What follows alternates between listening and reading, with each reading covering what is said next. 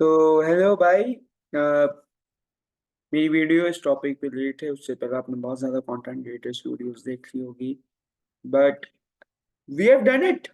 जीत गए भाई 4-1। मुझे नहीं लग रहा था, मैं झूठ नहीं बोलूंगा, मैं वही पीएचडी फैन में से था। मैंने कहा था कि मन मन ड्रॉ आना था। मैंने एफपीवी फुटबॉल पे भी बात, आयुष्मान भाई के पेज पे भी बोला था, भव्य से भी मेरी बात हुई थी। मैंने बोला था कि यार I think the score would be probably 1-1 ठीक है। But what a performance bye my boys, what a performance. अब हम इंडिविजुअल प्लेस पे बार बार आते रहेंगे, बट जस्ट वांट लाइक तो ना, सबसे पहले कुछ चीजें मैं क्लियर कर दूं। जो सबसे पहले रेड कार्ड इससे पहले तो आई थिंक रेफरी की डिसीजन वाज द बेस्ट। अगर आप किसी भी बारसा फैंस को बोलो ना, जो बोले 50-50 50-50, भाई अगर सच में 50-50 होते ना तो आप लोग 50-50 बोलते ही। आपको भी पता था कि पूरे चांसेस हैं, तभी आप लोग 50-50 बोल रहे हो, ठीक है ना।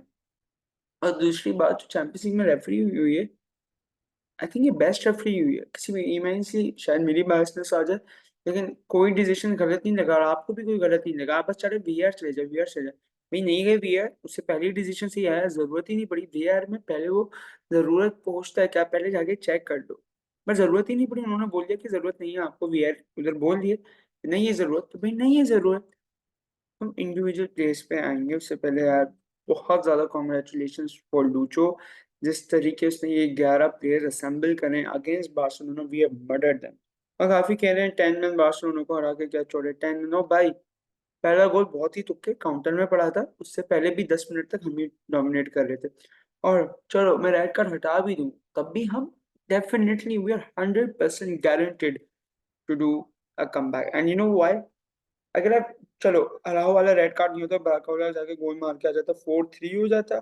पहले गोल पे चलो मैं मान लेता हूँ, बारकोला डिफेंड कर लेता, डेम्बेले तक बाउंड तक बॉल ही नहीं आती। दूसरा गोल विटीनिया की सुपर फिनिश थी, अराहो खड़ा होके भी कुछ नहीं कर लेता। फिर तीसरा गोल वॉज पेनल्टी, चौथा वॉज काउंटर अटैक। तो आप हर जगह मरे गए थे। आप किसी सिंपैथी के, किसी चीज के मोहताज नहीं हो। आप ये अपनी गलतियां आपके मुंह पे आएंगी। So let's just share screen और देखते हैं हमारे प्लेयर्स कैसा खेले। Okay, here are we.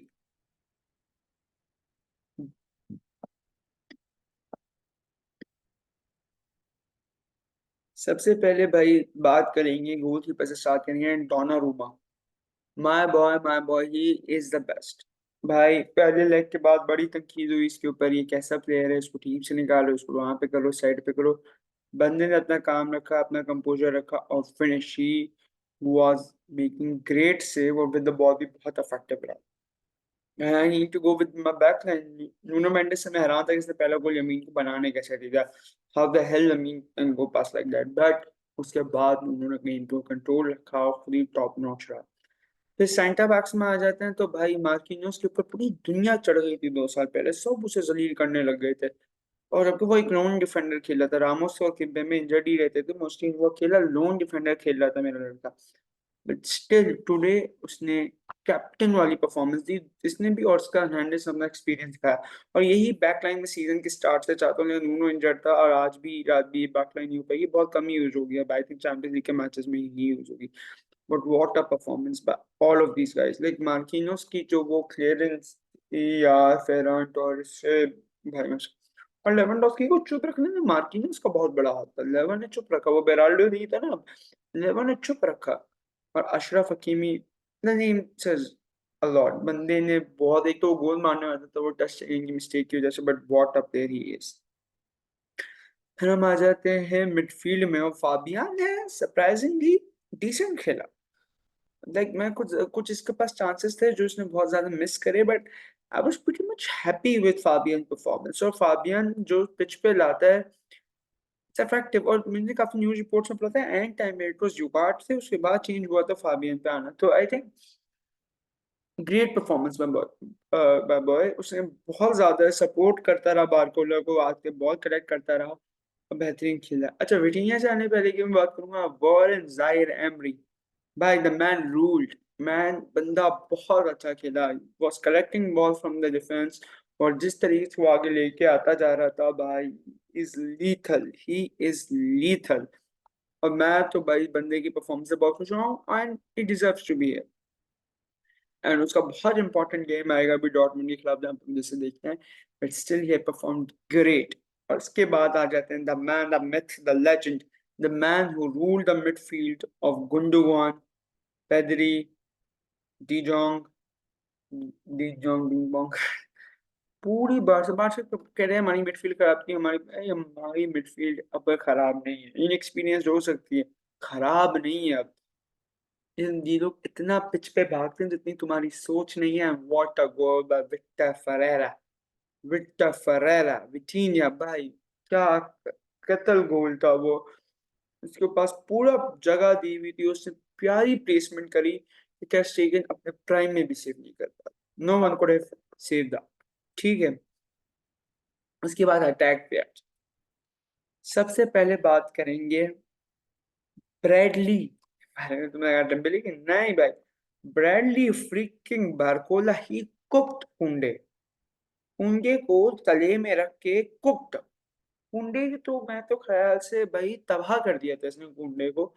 Bradley Barcola what a player, जो ये विंग पे था इतना इफेक्टिव, मुझे बारकोला अच्छा लगता था विंग होने से भी। मुझे तो ये लियोन में जब मैंने देखना शुरू करा था ना, वो वेरी गुड इन लियोन, वो हर मैच में लगभग एक गोल में आ रहा था। मैं सोच रहा यार ये पीएसजी आ जाए, पीएसजी आ जाए, लेकिन जब ये पहली दफा लिंक हुआ पीएसजी से, तो मैंने कहा अब तो इतने स्ट्राइकर्स चाहिए, बिकॉज इनिशियली सीजन में प्लान था ये तो लेफ्ट विंग है Mbappe, right wing Dembele, striker Kolo Muani, Goncalo Ramos.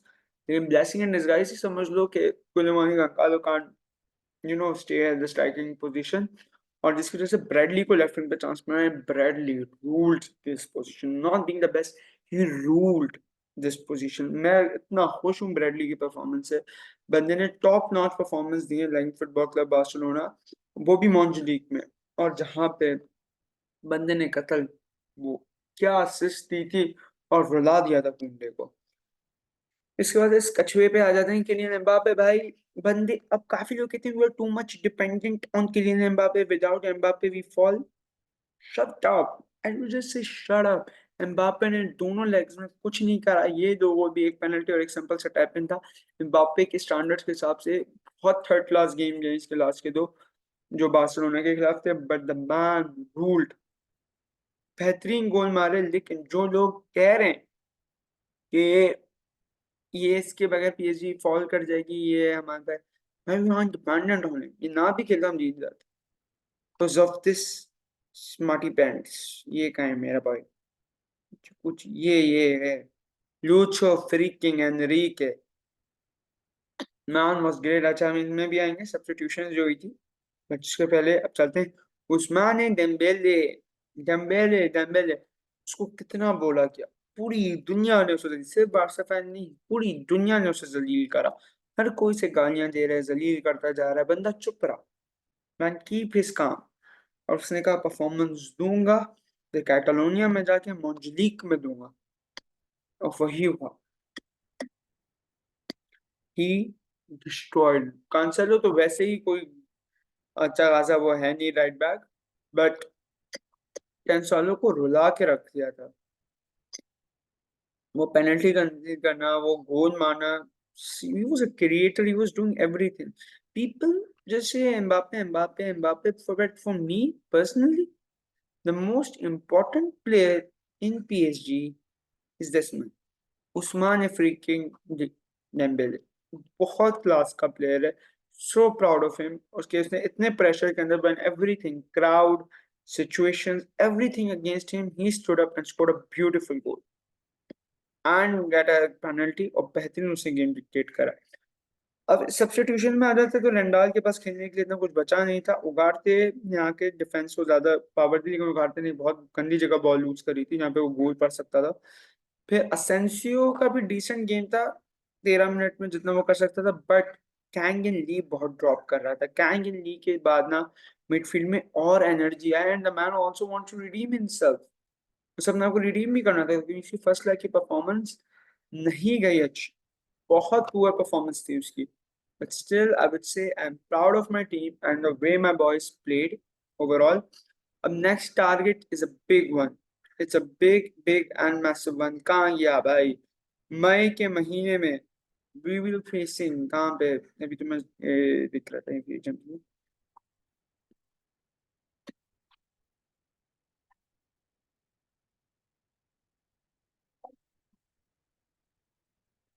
PSG versus Borussia Dortmund, जो कि होगा 2 मई को। That game would be massive. ये दो टीम जीत गए, बट दिस गेम ये डिसाइड करेगा हमारा future. Excited, right? Very excited for this picture. और अल्लाह रहम करे, because people seeing us in final, but I don't. I think Dortmund is a great opponent और बहुत difficult भी कह सकते हैं, because मैं कभी लीग परफॉर्मेंसेस से चैंपियंस लीग में जज नहीं करता। I don't know about others, वो करते होंगे, मैं नहीं करता। लेकिन फॉर पीएसजी फैंस मैं कहूँगा कीप योर काम, कूल लो। हाँ, बारसा फैंस के साथ मजाक कर लो, तफरीह कर लो, मैं भी कर रहा हूँ, लेकिन ओवर कॉन्फिडेंस, बी काम। अभी भी 3 मैचेस बचे चैंपियंस लीग जीतने के लिए। I know it's an unrealistic goal, हमारे सीजन का टारगेट नहीं था, but still we are close to that pride. तो आई जस्ट विल से के कीप योर काम एंड इंशाल्लाह ऊपर वाले हम पर रहम करें और हम जीते हैं ये चैंपियंस लीग इंशाल्लाह। But up till now, before Dortmund game and before even the final, keep your calm. Don't be in a